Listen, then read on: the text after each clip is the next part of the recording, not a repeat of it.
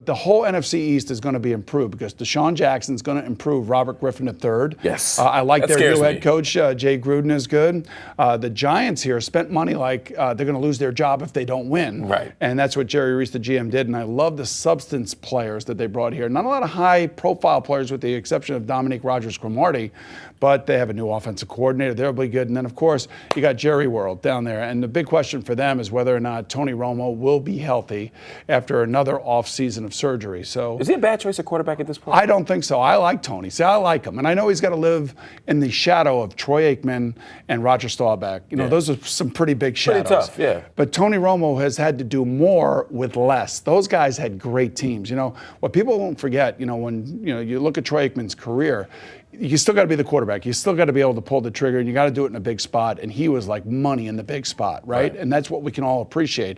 But he had Emmitt Smith. He had Michael Irvin. He had the best offensive line. He had an offensive line, too, yeah. But even more importantly, he had a great defense. The defenses for those Dallas Cowboy teams, and I played against them as a Jet in 1993, they came in at you in waves. And they were really well put together, well coached by Jimmy Johnson. So Tony doesn't have that. You know, he's got good players. He's got maybe one of the best wide receivers in Dez Bryant, one of the best tight ends in Jason Witten, a good, solid, young running game.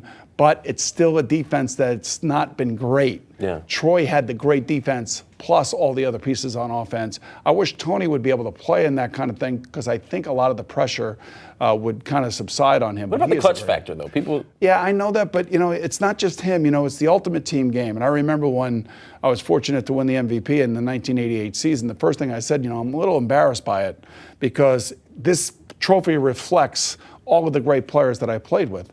You know, Peyton Manning has said that time and again. He's won 5 MVPs. But I think we all can appreciate what Peyton Manning does and how he elevates everybody else's game.